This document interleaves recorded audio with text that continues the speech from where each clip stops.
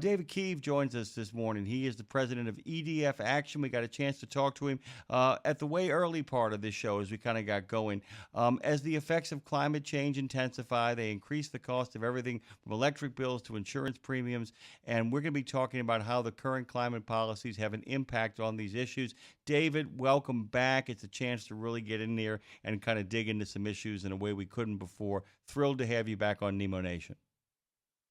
I'm honored to be a repeat guest. Thank you for having me back a second time. It's great to be with you all this morning. We were talking about this earlier with some of our callers as well. And, one of the things that people don't realize, and there's actually an impact on not just the insurance on people's homes, but many of these men and women that listen to our show on a daily basis, they drive their office. I mean, their office is meant to be drived upon, and we know that many of them had a hard time getting certain places over the course of the last year because of problems in California with the fires, problems in North Carolina with the storms, problems in Texas because of the flooding and the tragedy that's unfolding over there. And that's having an impact not just on the insurance they pay on their homes, but the insurance they pay on their trucks. All that stuff is figured in there. And I kind of wanted to begin at the most practical place, and then we'll get to EDF Action in a more macro way. But can you talk about the idea, if only from a self-interested standpoint, people need to get involved because the best way to actually drop their rates, not tomorrow or next year, but in the long term, is to begin to stabilize the impact that we're having on the planet? I think that's exactly right, and that's a really astute point.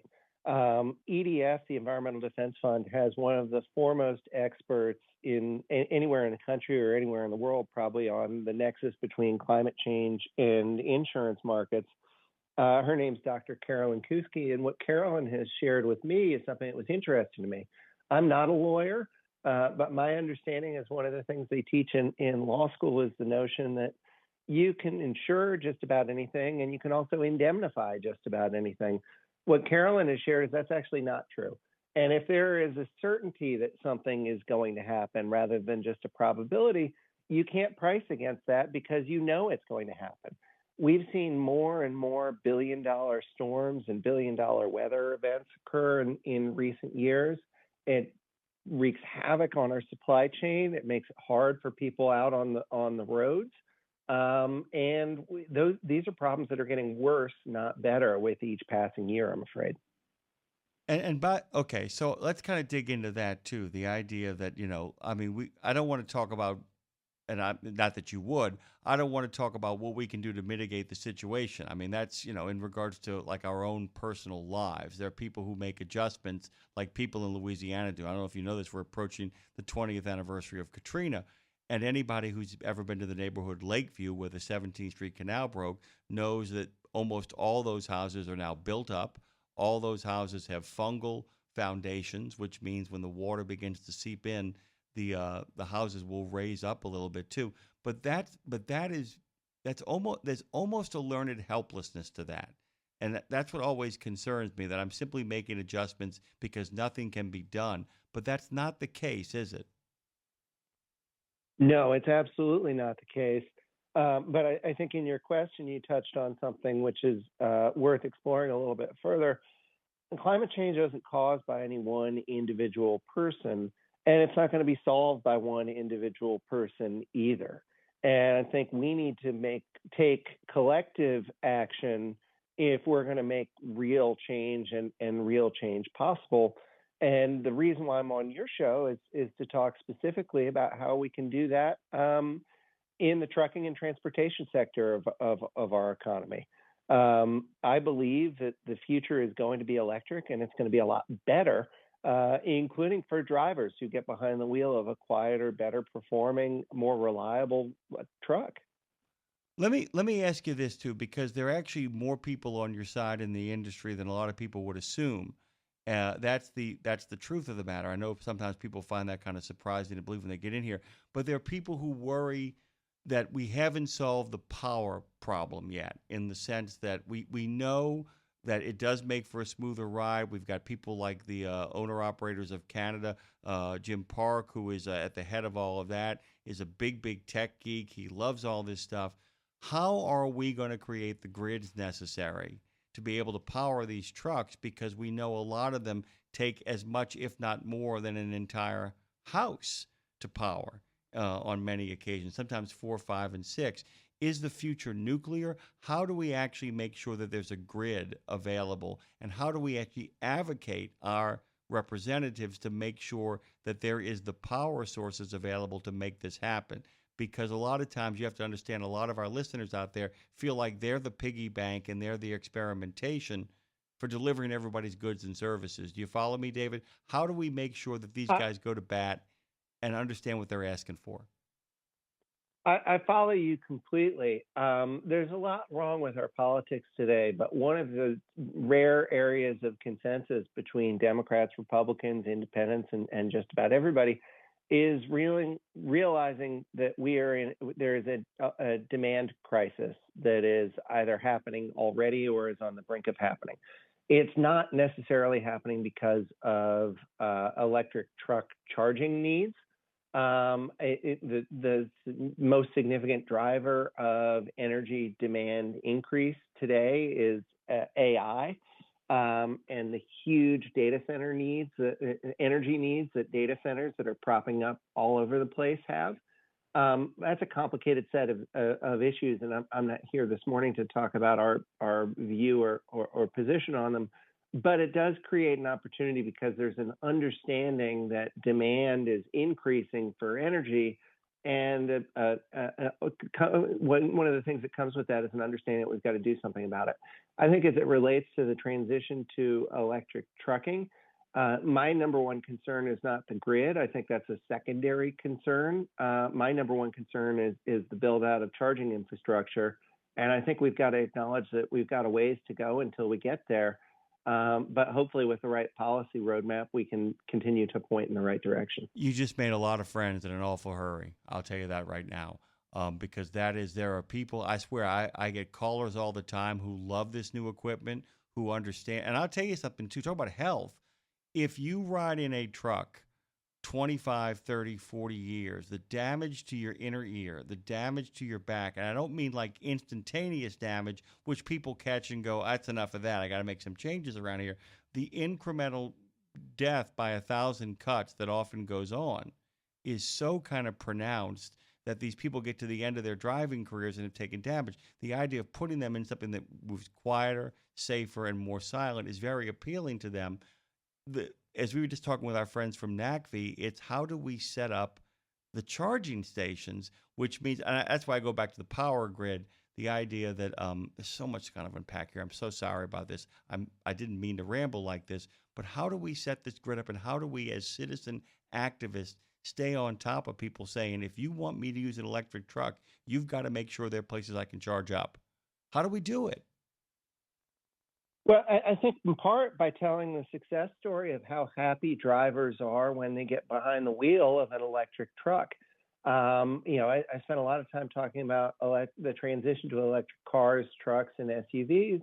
And the two things that I ask people to do is to keep an open mind and to take one for a test drive, or to ask someone who has driven one or owns one how happy they are with it. Because what we've seen with electric vehicles, everything from my hybrid minivan up to the biggest of the big rigs on the road, is that once people get behind the wheel of them, they find that they're a lot easier to own and to operate, and they love the lack of maintenance costs that are accompanying it. Never having to pay for an oil change again is not a terrible thing whether you're an independent, just drive a car to get to work like I do, or if you rely on, if your truck is your office, as you put it so beautifully at the top of our conversation. Okay, so we now know that there are places in the country where actually electricity from wind and solar is actually now cheaper than gas and coal.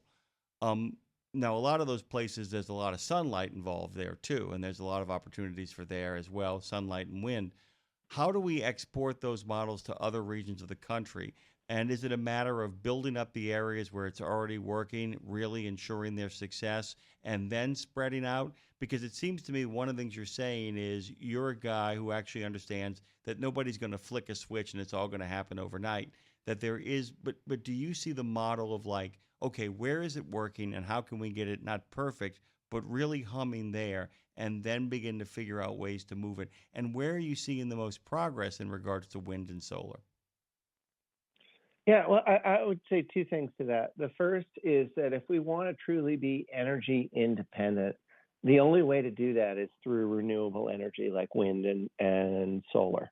And the reason for that is that even though we as a nation produce more oil than just about any other nation on earth, oil is a commodity that is traded on an international market.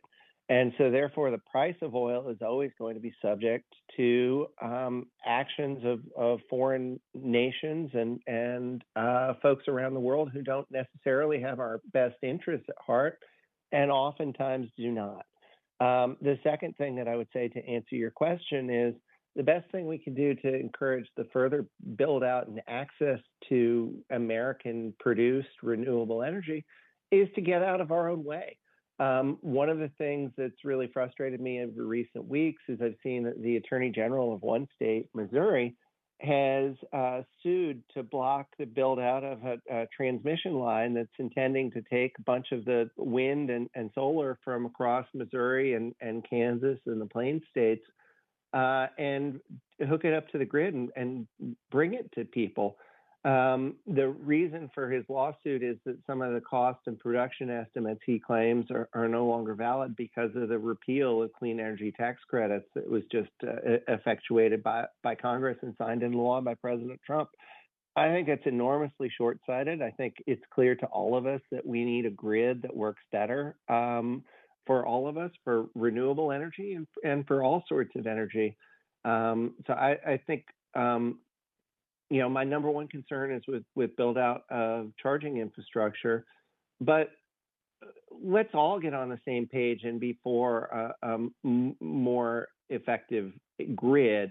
And let's all also recognize that as the bipartisan infrastructure law that was passed a few years ago recognized, infrastructure, the first and second thing that means is roads and bridges. But it's not just roads and bridges. There are a lot of things that go into infrastructure, as I think you and your audience deeply appreciate. Okay, so I have a question for you. By the way, there's no wrong answer here. This is me actually asking your opinion. As we make the transition from coal and natural gas and all the other stuff that kind of goes into the earth, where do you guys stand on nuclear power, on the construction? Like I said, we're so far behind that it would take forever anyway. But where do you guys stand on the construction of nuclear power as a stopgap on this road? David, I am not setting you up. There's no wrong answer here. I'm just trying to get a sense of this. No, I very much appreciate that. And look, there was a lot of support for nuclear power within the bipartisan infrastructure law, which is something that Environmental Defense Fund supported. I think EDF's position on nuclear energy and nuclear power is a little bit complicated. And it depends on the individual circumstances and on what's what. But I think you'd be surprised to see more consensus around the need for nuclear than perhaps people anticipate. And I certainly don't think anyone anywhere supports taking existing clean energy capacity provided by nuclear facilities offline. Yeah, and by the way, that's kind of the thing too, because that's the great struggle right now. Is it's not so much, it's not, and tell me what I get wrong, David. It's not so much a matter of not wanting to do it, but it's ultimately you want to move to as clean a model as you possibly can. I love the fact that you said is complicated because we all know the stop gaps and the kind of real diligence that has to be done if in fact you're going to use that. But you guys, and once again, you can tell me I'm wrong, you guys view that as a good transitional model to ultimately get us out of the ground and out of having to dispose of nuclear waste. Ultimately, the goal is to get us to a place where we can rely completely on things like wind and sun to kind of power us to where we have to go next. But in the meantime, we've got to figure out an approach that slows down what's happening right now, while at the same time not setting the economy back, which, as we know, anytime the economy gets set back, the first people that get it are the poorest among us. I think that's right. And look, I've got good friends who totally believe and are bought into the idea that small scale nuclear is the future. And what I've shared with them is I'm not sure whether or not having a small scale, I'm going to wind up with a small scale nuclear reactor in my backyard powering my home or my neighborhood, because I'm not sure it'll cost out or pencil out from a cost basis anytime soon, or if the technology is as far along as we'd want it to be. But if we get to that point, that'd be great. But the technological emergence that I am most excited about today is storage, batteries. We are doing such a better job of storing energy than we ever have before. And that's a really powerful sort of antidote to the argument that, well, you only get solar power when the sun is shining, or you only get wind power when the wind is blowing. That's not true if you save it and store it and then can use it whenever you like. And we are getting closer and closer to that reality. We're also getting closer and closer to a tipping point where the cost to own and operate an electric powered truck gets cheaper than the cost to own and operate a diesel rig. Yeah, the other thing is too, and this is something about the diesel rig, and I think it's what makes a lot of my listeners just go apoplectic, not towards you, but everybody. One of the craziest things that a lot of people don't understand, it's the trucks. Look, everything that's out there on the road that is using carbon-based stuff is causing a problem.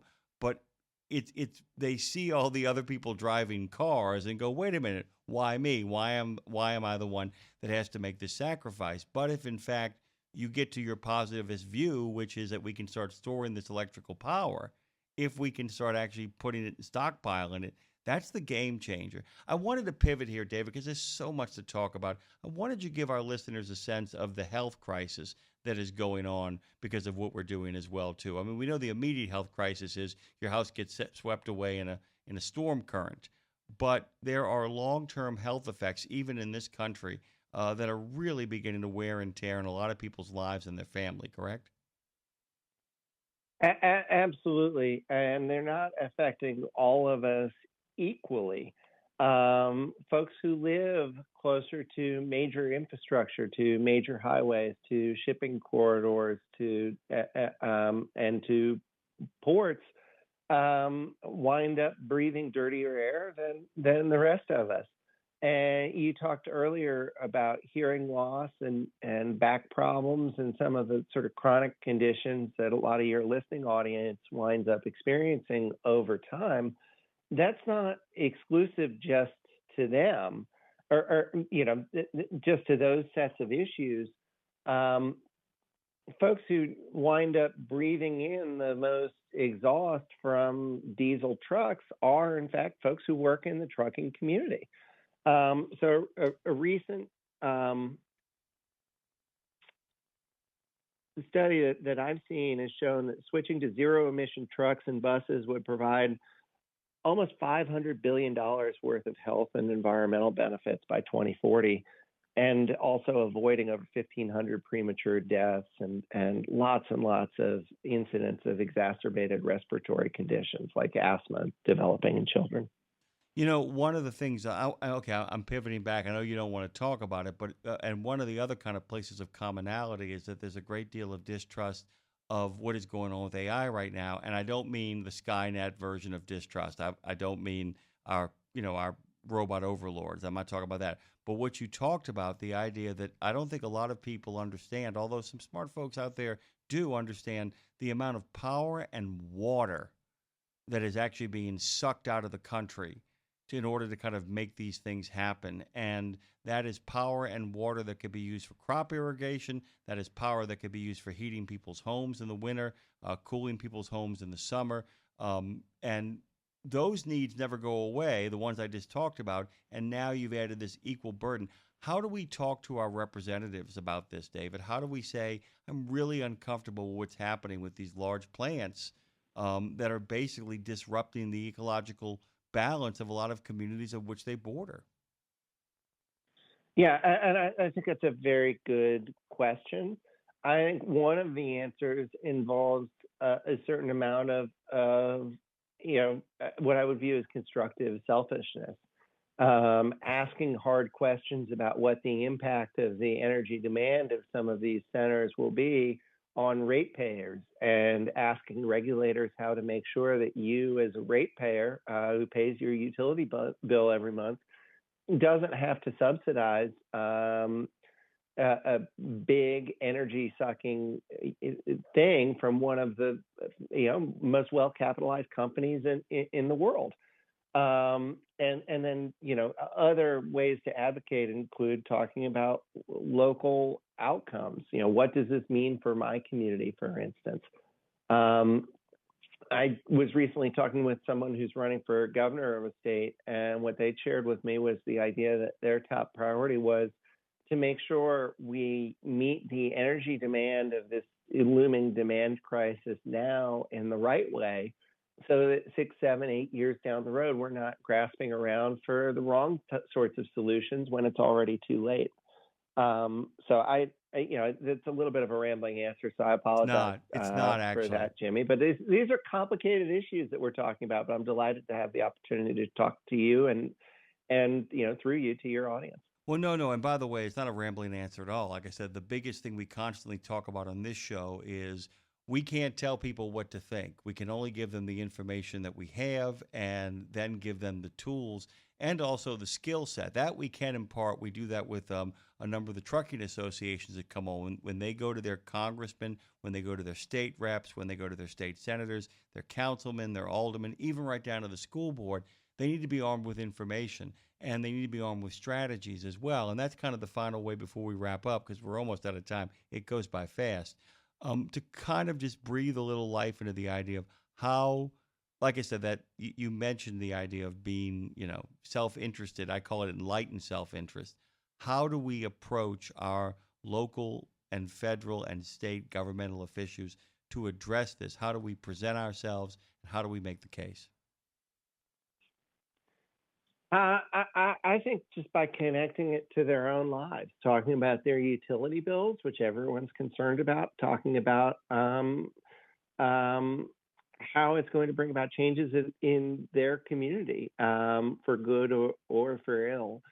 We live in a time of such enormous cynicism around government and politics, and I understand why it exists. But one of the things that cynicism does is help to foster a view that civic participation, people weighing in with their members of Congress, doesn't matter. The reality, though, is that because so many people have this cynical view and so few people actually weigh in with their elected officials, that makes the voices of the people who speak up more powerful, not less powerful. So in a society where not everyone is availing themselves of their right to communicate their views to the elected officials who represent them, those of us who choose to do that, we can sometimes be pleasantly surprised by the response that it elicits. And for many of these folks, it's why they ran for office in the first place. Yeah, and I can't thank you enough for making the time. I want to make sure you give people all the places they can find you. Agree or disagree, these are serious people with a serious message, one worth engaging in, with a lot of important stuff to say. Let people know where they can go find you, David. We'll keep on having you on. Like I said, love having the POV from where you stand, because you're seeing a lot of things a lot of these people aren't. Tell us one more time. I'm delighted to be here. And again, I'm David Kieve. I'm the president of EDF Action. We're the advocacy partner of the Environmental Defense Fund, and you can find us online at edfaction.org. Thank you, Dave. Thank you so much. It's great to have you. And like I said, we'll talk soon. Best of days. Have a great week, okay? I'll look forward to it. Thank you.